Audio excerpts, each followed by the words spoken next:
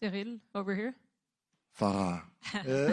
Bonjour, how are you? I'm fine, and you? I'm doing good. How's your fight week been so far? I know you always have so much media responsibilities and stuff when you fight here. Yeah, of course, but I can manage this. I'm okay with this. I'm okay. And your whole career has been go, go, go since you came into UFC. You came in only at 3-0. Do you look at this as a time to kind of step back a little, rebuild, or are you still kind of on the train? So, yes, all of my career was in the rush since I started. It was in. I started the MMA in 2018, and already I did my first fight just after 6 months. And since this fight, I was already in the rush until here, until today. So yes, I want to take my time now, but I want to take my time at the gym. But I'm gonna find some time without all of the things you have around the training and the gym. You see, so I don't need to take my time just like between two fights. I need more time. No, it's not about that. You need to manage my schedule. You see, without all of the things you have around the fight. You see, and like that we're gonna have time. And this is exactly what we manage now. We was in the rush, yeah. When you have a lot of opportunity like me, because I was already shining on the light really quickly, it was really normal to open the door everywhere to build my brand. You see, but now everybody know who is here again. So now I'm gonna take maybe more time just for the training, just that's it, and the family. And I know you were disappointed from your last fight. Was it tough seeing kind of the fans being disappointed as well? Like, you've achieved so much in your career, you've done it so fast. So was it hard to see fans get disappointed? Because at the same time, it's because the expectations are high when it comes to you, right? Of course. Me, at first, I was really disappointed. I'm a competitor, so of course I was really disappointed. And the people on the social media, but not only in the real life, also was disappointed. Everybody, a lot of people was behind me for this fight against Jones, and everybody know is not exactly the result we expected, because everybody know I can put some more difficulty, more difficult against John Jones, for John Jones. You see, so everybody was really disappointed that some people. Explain himself on the social media and stuff like that. Yeah, at first, I was really disappointed, and that's why we went back to the gym really quickly. Have you changed anything in terms of training structure, bringing in new guys and stuff like that? What has this training camp looked like for you? Everything you need to change, we did it, and we changed a lot of around, like I said just before. I think to be more focused on me, just me, and not around me, you see. And this is exactly we did. And yes, and to preparing this fight during the camp for John Jones, this had a lot of experience for me. Even if I lost my fight, it was a big experience for me as a fighter, but also as a human, as a person. And today, yeah, every experience really painful build you stronger. You see, so this is who I am now. And you're fighting Spivak. He's been booked for 5 rounds before, but he's never gone 25 minutes. You have. So how much do you feel like that's going to play to your advantage? This is a big news for me. You see, I was really sure he did already 5 rounds. But no better. I just want to be the best version of myself. We did a lot during the camp. We had a big guy, Cyril Marais, a champion in the World Cup, but also in the Olympic game in judo. And everybody know Spivak have a big background in the judo, and he used very well during this fight. And so that's why we did a big focus on it. like every time we think we are maybe better on the striking game. So for sure, you're going to go on this way to try to push me and to have a clinch and to go down. And one more from me. Tom Aspinall is supposed to be coming here. You responded to him on Twitter. He said he wants the winner of this fight. Do you see that as a kind of a logical next step for you if you can beat Spivak? The better way for me, no, not this way. The better way for me, the better schema for me is to do exactly what we did the last years. To put a big message on this Saturday, and the message is, I'm still here. I want to go back to the belt. This is my better way to go, the shorter way to go to the belt. Merci. So, with the John Jones fight, when you look back and reflect on that, do you feel that your performance was based on how good John is, or that the fact that you just had a very bad night at work? Both. Yes, John Jones is a really, really great fighter, and he did very well. And we knew already he would like to go on the grand game. And at this moment, I did a mistake, you see. So this is my fault also. But he did it very well. So this is his fault also. So, yeah, so both.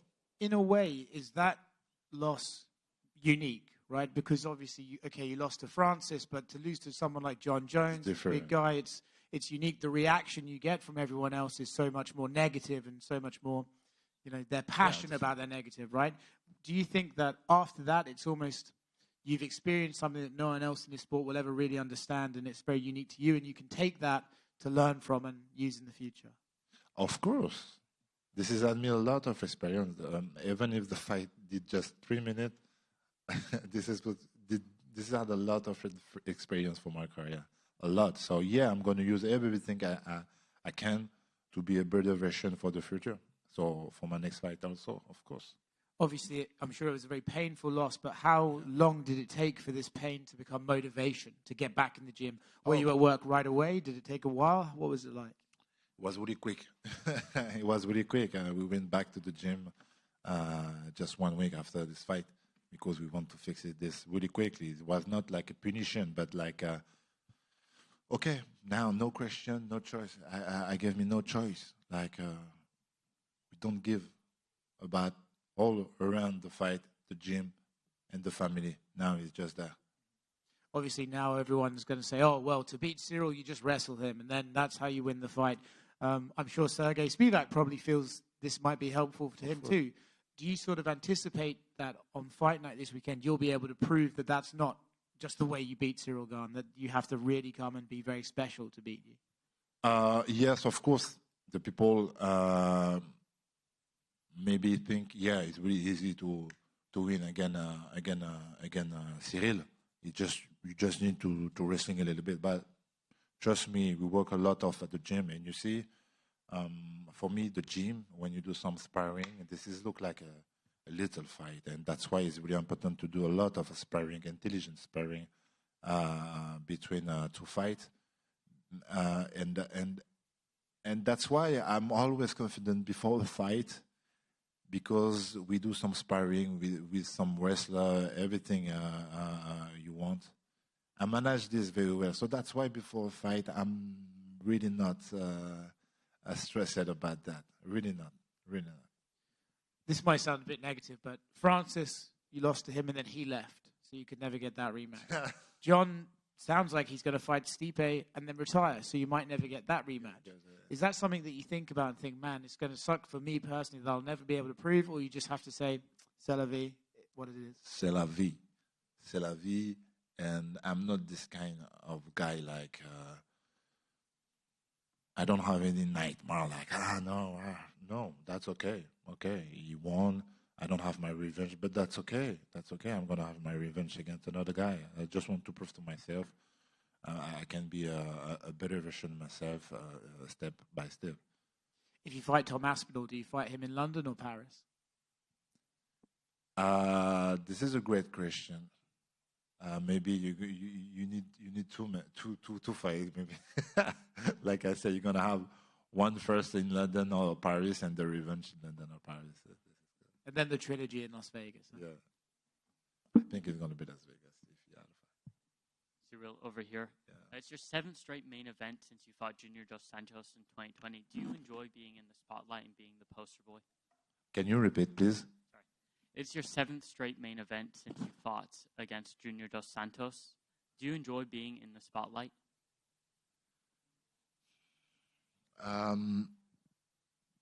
Oui, mais vas-y, dis. C'est ton 7e événement au plus haut main event depuis que tu as combattu. Donc, est-ce que tu apprécies être le poster boy du sport, d'être la personne qu'on met à l'auteur du sport? This is really something, of course, and I'm proud of that at first. At the beginning, you are really happy. I'm this kind of person, and every people are different.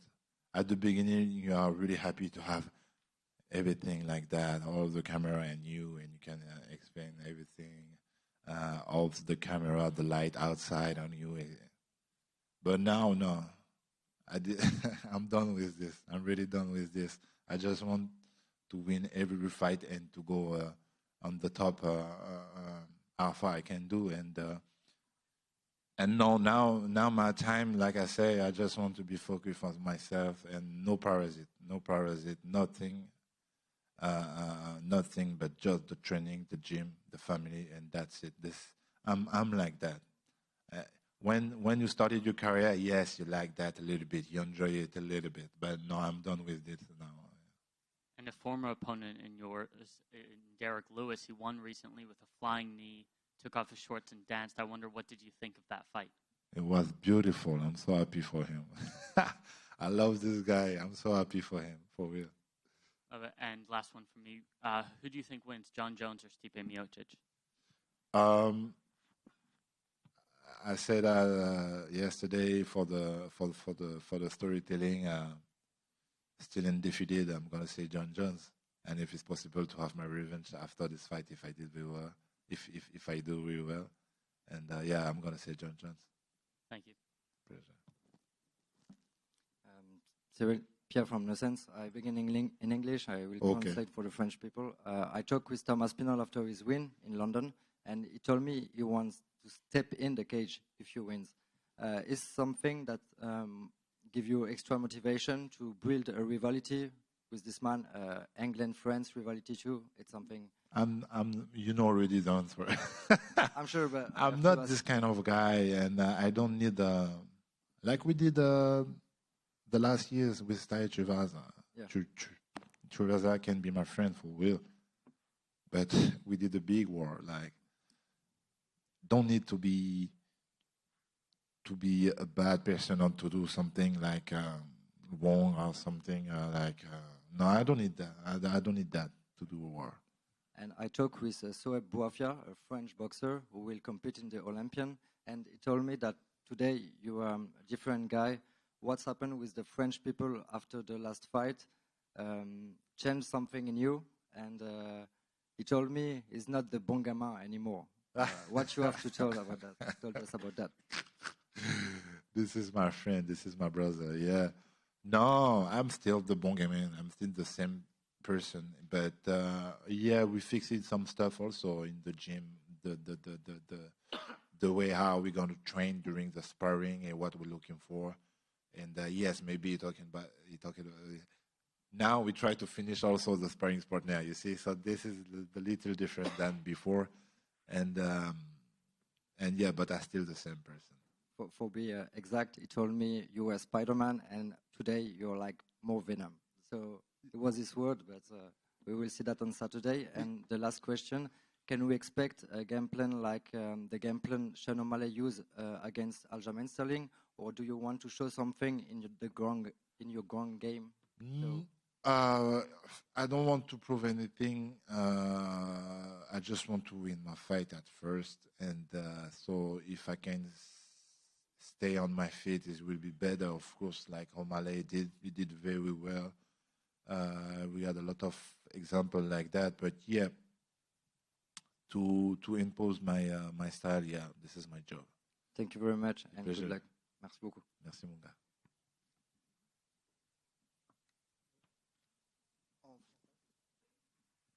Bonjour Cyril. Bonjour. Pour Boxmag.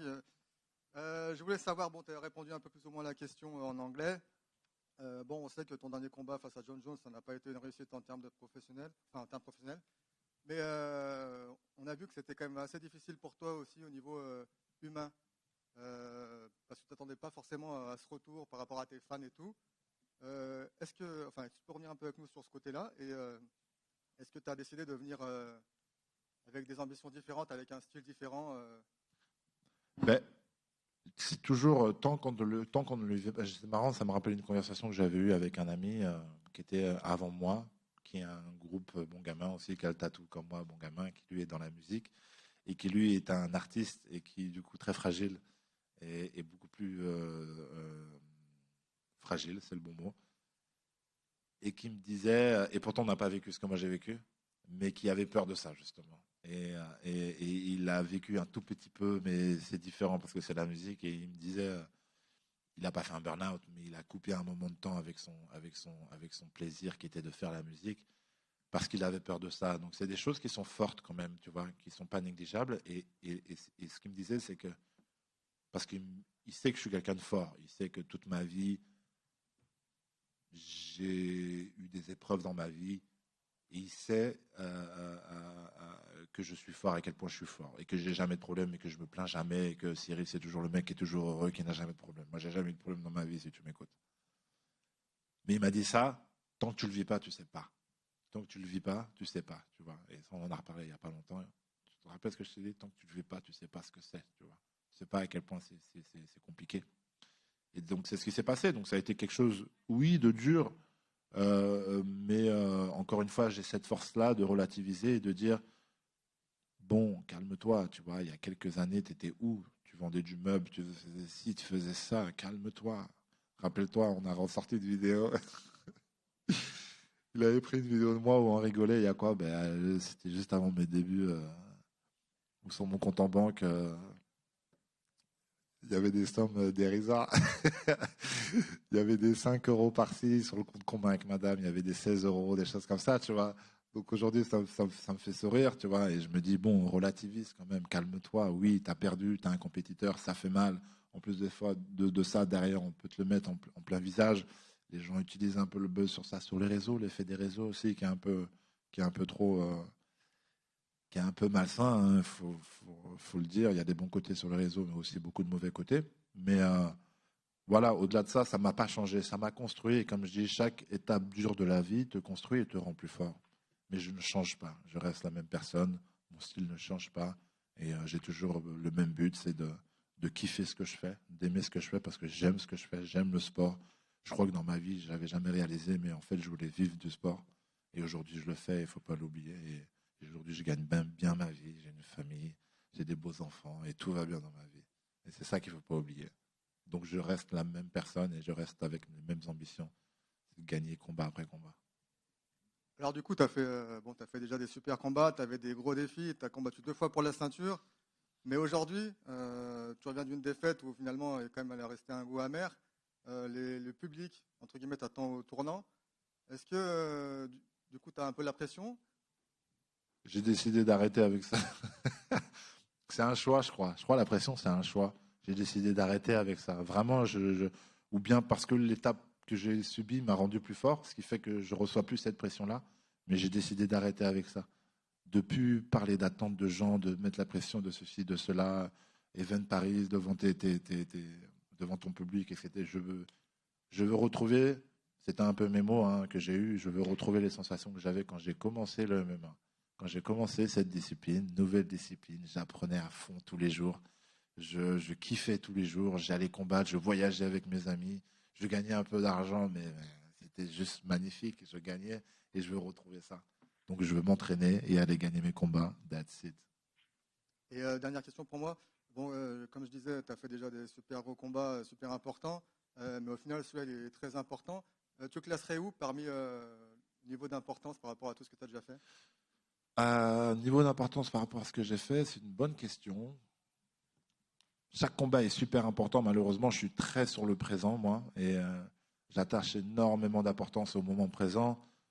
Donc, au jour d'aujourd'hui, tout ce qui est passé et on ne peut pas changer ce qui est passé. Donc, aujourd'hui, je dirais que c'est mon combat le plus important. Merci, Cyril. Plaisir. Ouais, bonjour Cyril. Bonjour. Une question, puisqu'on est à quasiment un an jour pour jour du dernier UFC Paris où tu as affronté Tai Tuivasa. J'ai l'impression qu'il y a un petit côté en France où on se hype un peu moins sur cette carte. Est-ce que tu peux nous expliquer si Spivak, c'est un plus gros morceau que Tai Tuivasa ou pas? Spivak est plus dangereux et plus complet que Tai Tuivasa. Tai Tuivasa a une arme très forte et on la connaît, il la maîtrise très bien, tu vois. Mais je dirais que Spivak est un peu plus complet. Donc toi, tu parles de la hype autour de ce combat-là ou... Oui, même globalement, mais parce qu'on sait que c'est le combat principal. J'ai l'impression que les gens avaient plus de facilité à se hype sur Tai, avec qui vous aviez une bonne relation, ça se passait bien, que Spivak, qui est très froid pour le coup. Je ne sais pas, pour le coup, j'arrive pas à mesurer ça. Je le mesure pas parce que, comme je t'ai dit, les réseaux, tout ça, je suis plus à fond dessus, ouais. Donc j'arrive pas à mesurer ça. Après, il y a toujours l'effet, les gens sont en vacances, en fait. Et donc la chance qu'on avait, c'est que le premier event Paris, ça a fait du bruit, c'était le premier event. Bon là, c'est plus le premier event. Peut-être qu'on est passé à autre chose. Et comme je te dis, l'effet du mois d'août, peut-être aussi gâche un peu la magie du truc. Mais pour toi, Spivak, ça peut être un peu plus corsé. Oui, je pense que Spivak. Encore une fois, ça dépend comment on arrive à amener le combat. Ça se trouve, ça peut donner un combat plus facile. Tu vois ce que je veux dire? Ouais. Quand tu arrives à imposer ton art, tout de suite, ça rend un combat facile et on dit que l'autre était nul. Non, c'est juste que tu as réussi à imposer ton art. Donc, j'espère d'ailleurs que ça donnera ce genre de combat-là. Ouais. J'ai pas mal de questions sur le chat Twitch. Il y a des personnes qui veulent absolument savoir ce que ce sera ta musique d'entrée. Non, malheureusement, à vrai dire, j'ai pas. C'est comme je disais à l'instant, c'est pas quelque chose qui. J'attache pas beaucoup d'importance à avoir des rituels. Tu vois, donc ma musique n'est pas un rituel. Donc si j'ai une musique ou une autre, pour moi, ça fait pas de différence. Il faut d'abord que je kiffe la musique, mais il faut aussi que ça fasse kiffer les gens. Donc c'est un peu le thème, tu vois. Donc non, j'ai pas vraiment encore choisi ma musique. Et dernier mot pour moi, et ce sera pas une question, simplement dire qu'il n'y a pas d'attente dans le chat, mais il y a énormément de soutien et d'amour pour toi. Ça fait plaisir, je vous fais un gros cœur le chat. Bisous. Salut Cyril, Fred pour Gong. Je voulais savoir si tu avais hâte d'être samedi soir pour fermer des bouches, sachant que tu as vécu peut-être le pire cauchemar en fait, du combattant, de ne pas pouvoir t'exprimer en fait, contre Jones. Ouais. Tu n'as pas montré, du coup, c'est presque comme si les gens pouvaient croire que tu n'es pas un vrai combattant de MMA, c'est-à-dire que tu n'as pas de lutte, tu n'as pas de sol. Et là, Spivak, c'est un peu l'adversaire parfait pour t'exprimer justement et répondre à ces questions. Est-ce que justement tu as hâte de ça? Est-ce que tu es dans un état de frustration depuis ton combat contre Jones? Non, pas dans un état de frustration. Donc j'étais frustré après le combat, forcément. Et tu as toujours ce truc où tu te punis, tu sais, tu te fais un peu du mal. Il n'y a pas de vacances, il n'y a rien. Semaine prochaine, je suis à l'entraînement, je me punis moi-même, tu vois, mais en fait, c'est pour ton bien. Au-delà de ça, j'ai pas envie de faire fermer des bouches. C'est comme je dis souvent, je suis vraiment concentré sur moi-même. C'est à moi que je veux prouver des choses. Même si je sais que déjà je fais de belles choses à l'entraînement, maintenant il faut le faire le jour J, c'est toujours différent. C'est un bon adversaire pour, comme tu dis, faire fermer des bouches ou bien pour essayer de prouver des choses, démontrer des choses ou faire démentir le côté lutte, etc. Tu vois, ça c'est vrai, mais au-delà de ça, j'ai pas ce sentiment de haine du tout. Faire fermer des bouches, que tu fasses bien, que tu fasses pas bien, de toute manière, en vrai de vrai, ça, les gens parlent s'ils ont envie de parler. Ouais, c'est pour toi en fait. C'est beaucoup pour moi. Je t'ai dit, là, le plus gros changement qu'il y a eu dans ma carrière, c'est ça. C'est comment je gère ma vie. Et aujourd'hui, c'est moi. J'en ai pas rien à foutre de ce qu'il y a autour, mais aujourd'hui, je suis très concentré sur moi. Vraiment. Vraiment. Merci Cyril. Ouais, Cyril, là, dans les 2 prochaines années, si tout se passe comme tu veux ou pas, mais probablement, vu le top de la catégorie, ça va être que des lutteurs. Là, tu commences par Spivak, ensuite peut-être Aspinall, ensuite peut-être Almeida ou... Peut-être moi aussi, je vais peut-être devenir lutteur. Mais là, parce qu'on sait qu'il y a des combattants, bien sûr, ils s'entraînent pour tout, mais ça les saoule de se dire ils vont affronter des lutteurs et probablement pour les prochains combats qui arrivent, là, le fait de te dire sur les 2 prochaines années, probablement que tu vas affronter que des mecs où tu vas taffer que la lutte, manger que la lutte, le combat, ça va être de la lutte. Ça te fait quoi de te dire ça? Ça fait du bien. Ça va me rendre meilleur. Ça va me rendre meilleur. On a été très vite mis dans le bain. Moi, je viens de 3 ans de boxe thaïlandaise. Donc, ça a été tout de suite dit mon point fort, tu vois. À vrai dire, avant la boxe thaïlandaise, j'étais au basket. Donc j'ai mis 3 ans à apprendre la boxe thaïlandaise. Et très vite, quand j'ai commencé les combats, il fallait imposer mon art très vite parce que je n'avais pas le temps de rattraper les années de lutte que les gens avaient en plus de moi. Donc très vite, il a fallu gagner des combats, combat après combat, préparer celui-là. 4 mois après, tu prépares. Donc tu passes pas ton temps à dire ouais, je vais être un lutteur. Tu comprends ce que je veux dire? Tu passes ton temps à te dire que bon, les mecs sont plus meilleurs lutteurs, mais j'ai quand même 3 ans de boxe thaï, donc on va mettre ça en avant. Tu vois ce que je veux dire? Donc ça a été toujours un peu le mindset. Mais aujourd'hui, je te cache pas que je suis quelqu'un qui apprend beaucoup et qui apprend de tous les sports. Et j'ai pratiqué tous les sports. Je viens de la boxe thaïlandaise, de 3 ans de boxe thaïlandaise, mais je peux très bien m'inventer une vie et dire j'ai du sang daguestanais et je deviens lutteur. Tu vois ce que je veux dire? Donc c'est des choses, je sais que j'en suis capable. Je sais que j'en suis capable. Je suis un athlète, je suis quelqu'un d'assez intelligent.